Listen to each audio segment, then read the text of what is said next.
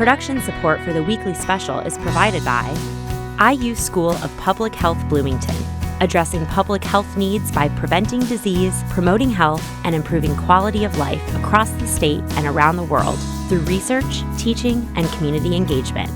The Al Cobain Recognition Endowment Fund, established by friends and family of Al Cobain to support jazz initiatives on WTIU and WFIU. And WTIU members, thank you. There is never a more beautiful time to discover hidden natural wonders and magnificent vistas. Meet the Hoosiers preserving and protecting these Indiana gems for generations to come. Soar above the Ohio River at the Lee Bottom Flying Field, one of the oldest airports in the region. Travel to Spring Mill State Park to meet a loving caretaker of Indiana's past. Explore Pine Hills Nature Preserve, the first dedicated nature preserve in the state.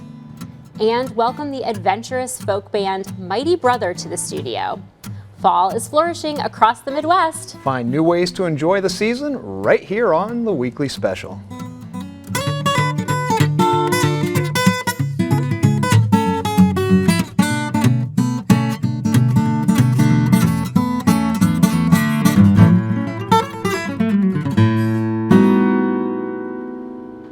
Welcome to the Weekly Special. I'm Erica Sagone. And I'm Daryl Neer.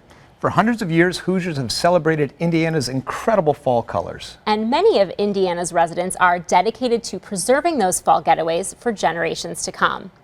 There is perhaps no better way to take in the fall foliage than by air.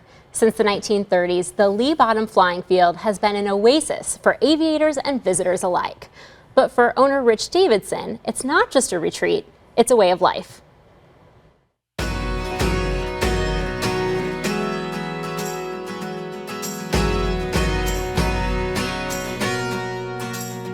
Humans have this desire to be free, and that's what aviation does. When you're in the sky, just everything else disappears. You're focused on flying, and all those little thoughts that drive you crazy all day long, they disappear, and it's just you and the airplane.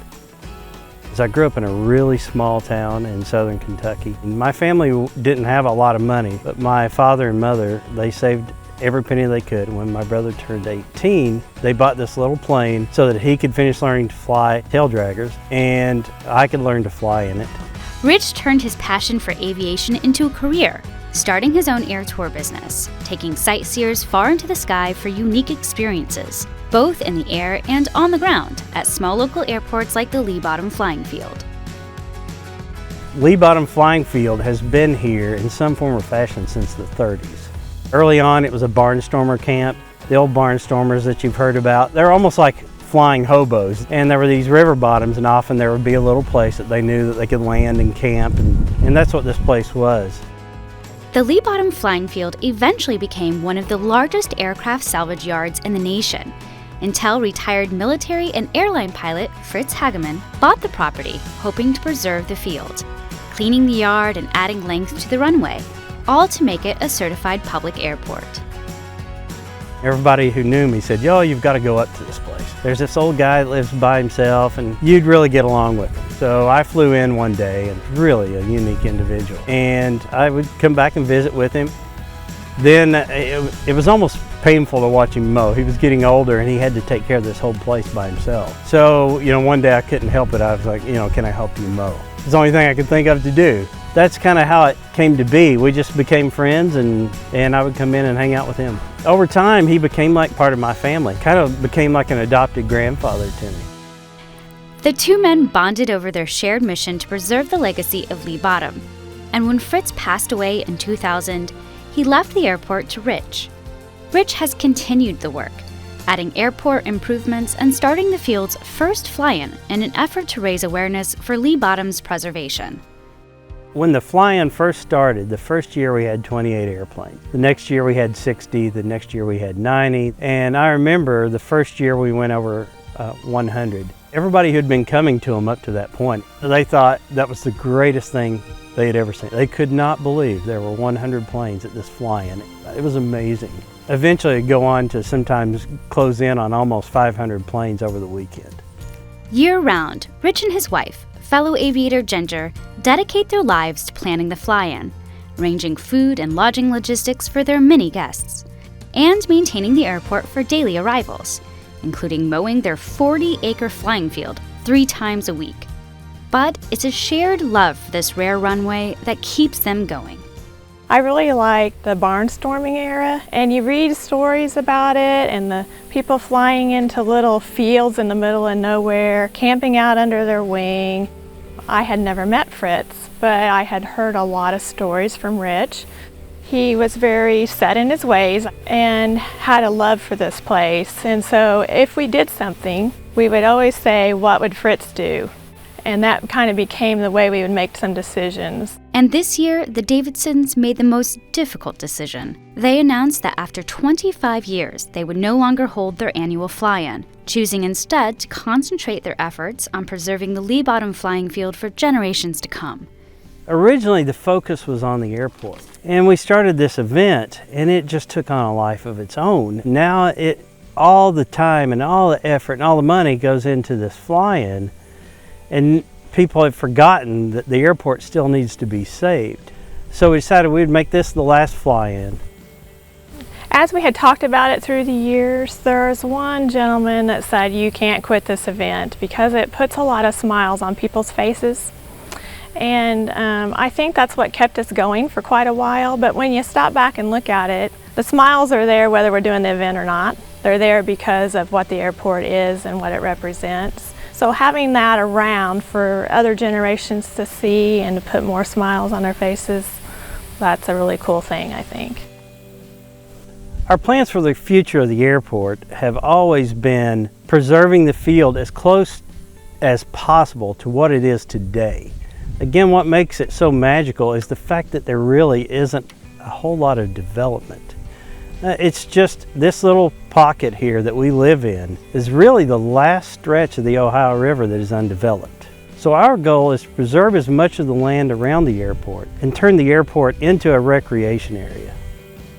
And so the vision of having an airport that is both extremely friendly to aviation and pilots, that is also very much a park with hiking trails and wildlife, is just like the ultimate dream to us.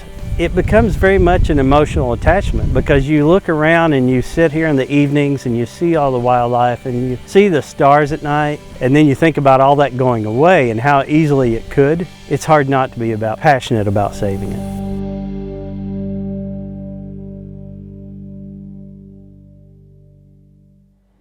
The Lee Bottom flying field is open year-round for visitors, both in the air and on the ground. Learn more at leebottom.com. Erica, the flying field has such a resiliency to it with all of the recreation of the uses that it goes through, plus it survived a 2012 tornado and was rebuilt. It's just an exciting time. Yeah, and the field really is a rarity given that it's a private property that's open to the public, and it goes through the same certification that the Indianapolis International Airport goes through. Well, for the Davidsons, the airport's preservation is focused on future transformation. But at the Spring Mill State Park, preservation is about keeping history alive. And for the last 17 years, Coletta Pruitt has led the way, teaching visitors about Indiana's pioneer past.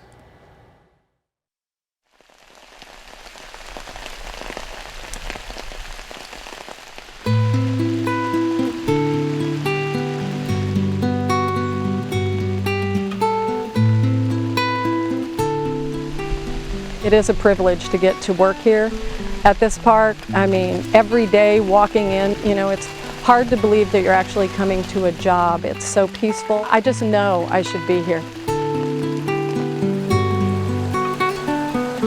Spring Mill State Park in Mitchell, Indiana welcomes tourists from all over the world. The rolling hills and colorful hardwoods provide a glimpse of what Indiana looked like back when this territory first became a state. When Coletta Pruitt first visited here with her family in the 1980s, she was fascinated by the region's history and beauty, as well as the heritage brought to life by the reenactors at the Pioneer Village. I first came here because I am a mother who was raising 4 children, and I was a stay-at-home mom. And I came to this park, and basically we were here every day after I found this place. I thought it was amazing. And I told everybody that worked here in the village that as soon as I got all my kids in school, I was going to start working here.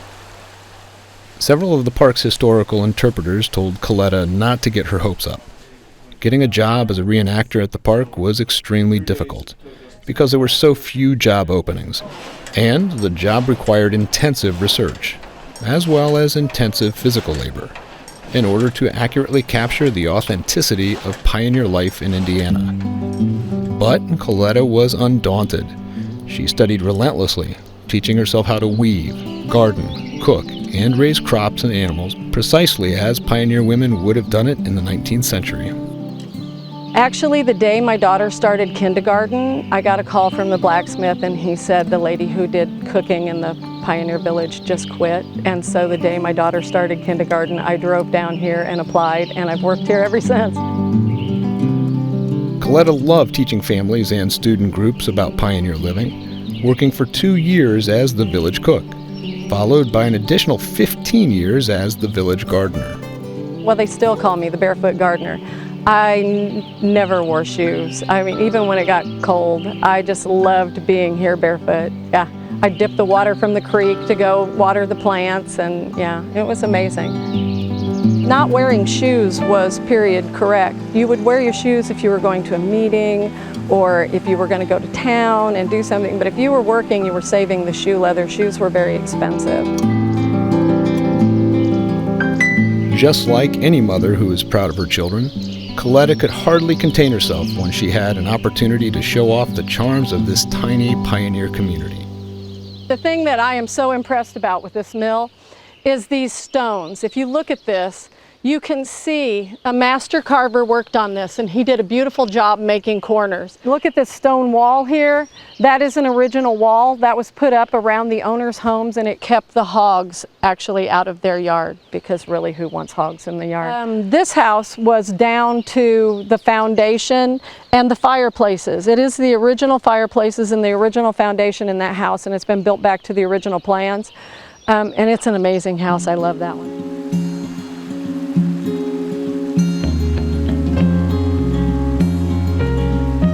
Today, Coletta's own children have grown up and moved away, but she'll always have the Pioneer Village and Spring Mill State Park as the objects of her time, dedication, and passion, as well as her unconditional love. I am so proud of this park. I congratulate people when they find us, because I think they found one of the best state parks in Indiana. I absolutely love this park, and there's so much history here. And I love introducing people to the history.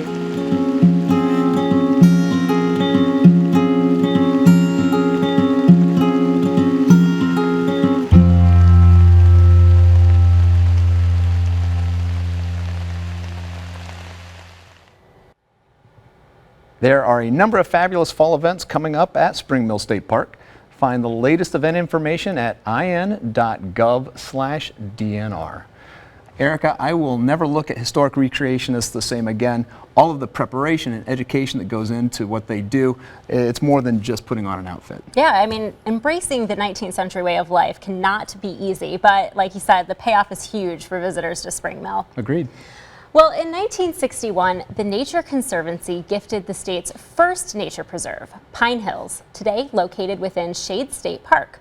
The preserve features old-growth forests of white pine and hemlock, as well as the treacherous Devil's Backbone, a trail at 1.6 feet wide and 100 feet high. Sights you have to see to believe.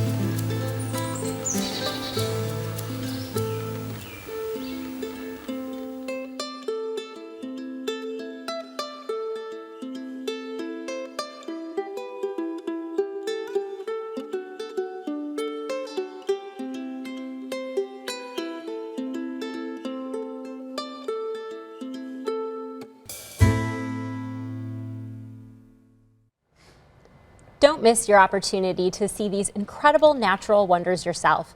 Get hours and directions to the Pine Hill Nature Preserve at in.gov/DNR.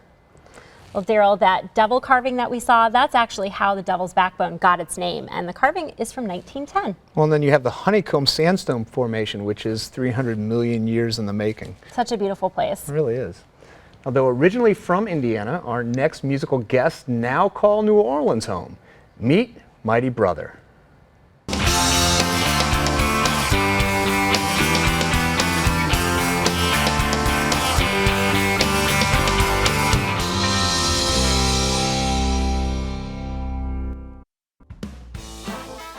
I fell in love with music when I was quite young, and it's kind of, it's been a great relationship since then. I think I really started falling in love with music in middle school. I wanted to join a band. I didn't feel very musical, so I did percussion, and that was a lot of fun. Then my parents were nice enough to let me get a drum set, and from when I was 14 to 16, I was playing every single day. We actually met through a battle of the bands. We're always like, let's get together and jam sometime. But eventually, we actually ran back into each other later on and made the jam happen. And he came over and opened up with like this beautifully composed song, and I was just like blown away. So then we just ended up showing each other songs, and we were like, well, we should make an album. It wasn't ever like, we're gonna make a band. It was, let's make this album of our material because we like each other's stuff. And then that has since grown into Mighty Brother. We're writing a song called Dear the Beloved off our first album, and Mighty Brother appears there. The last refrain says, "Oh, mighty brother of mine," and we love the line. It's kind of that mighty brother, someone you look up to and aspire to and work with and idolize in a way. At the end of the day, us saying, well, this is the vision for what this could be, helped me realize that vision. We're both really open with the visions we have. We're able to put it together into a song that we're both really happy with. What we're trying to give audiences is a diverse and engaging experience. Our set will span from really emotional, really artsy stuff where we're belting on stage. We'll play comedy sometimes. Yeah, we'll play comedy songs. Our songs usually take on very different instrumentation. You see anything from Jake playing ukulele to guitar to piano. You see me playing djembe to rain stick. We're gonna give it 110% at any show. Even if one person is there to see your show, they came to see a show, so give them one. Whether you're there alone or you're in an audience of 200, you're going to feel that full energy from us. Yeah, and feel included. Yeah. I've been coining this phrase, we'll give you the grooves if you give us the moves. So that's something I definitely strive for now. It's like putting the energy out there and hoping the audience picks that up and gives it back. New Orleans is a phenomenal home to be growing a music project. There's so much great influences there. And it's a great place to be surrounded by that type of creativity.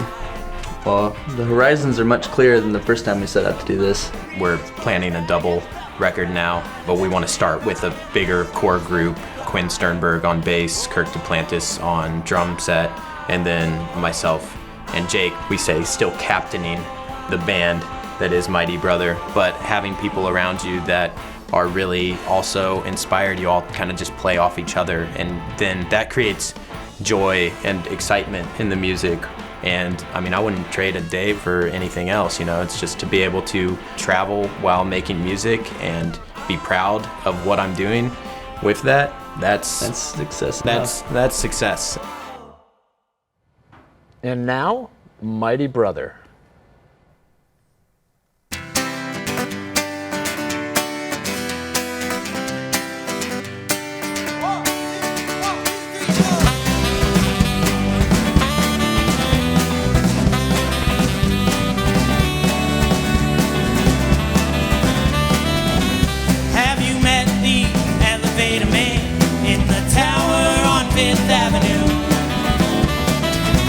Going up and down, he calls that box his house. The world calls him a fool.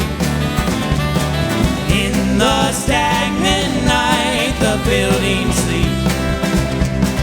He stays inside and dreams, haunted by everywhere he's been to. A 1, 2, 3, 4. Every day I go into work, I know I will see him there. Press the arrow up, and as I wait, the elevator man appears. I sense his broken gate. straight through me. I ask him, what's your name? He turns to me and says, what floor would you like?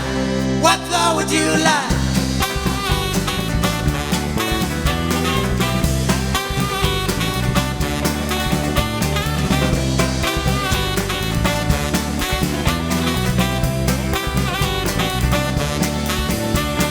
His reply reverberates in me.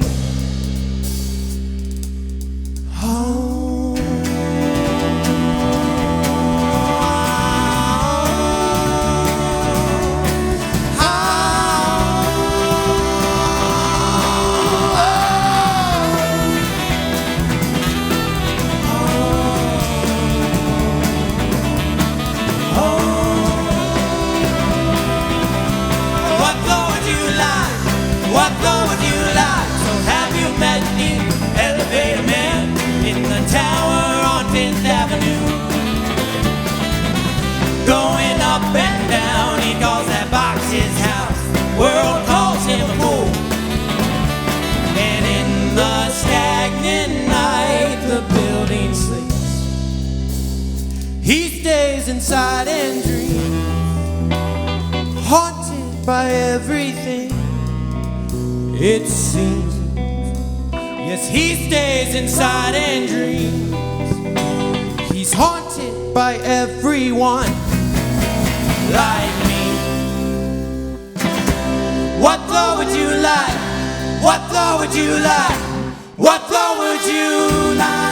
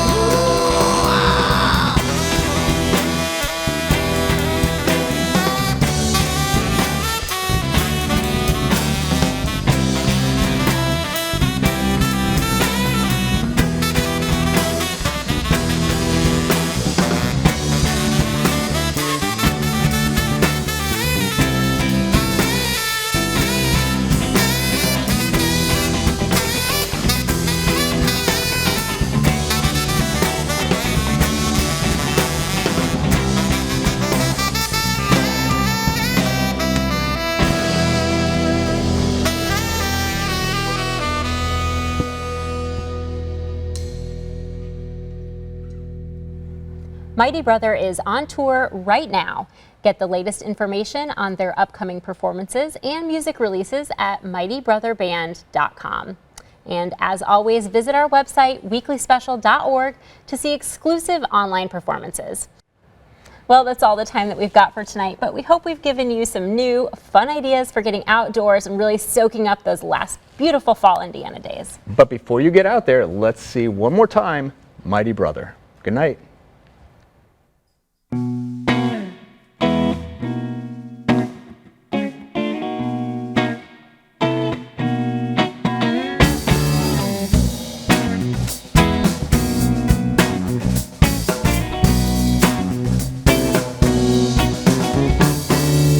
Moist up between your toes, you got the summer sweat rolling on your skin. Grass stains all over your clothes, baby, got the fingernails digging in. Knock 'em up above, but the stars will find the wrongs. No, I never thought too much of them. Doesn't much matter what we are underneath the monkey bar. 'Cause I've been acting out underneath the monkey bar. Pale skin, cold sweats, and cigarettes. Production support for the weekly special is provided by IU School of Public Health Bloomington, addressing public health needs by preventing disease, promoting health, and improving quality of life across the state and around the world through research, teaching, and community engagement. The Al Cobain Recognition Endowment Fund, established by friends and family of Al Cobain to support jazz initiatives on WTIU and WFIU. And WTIU members, thank you.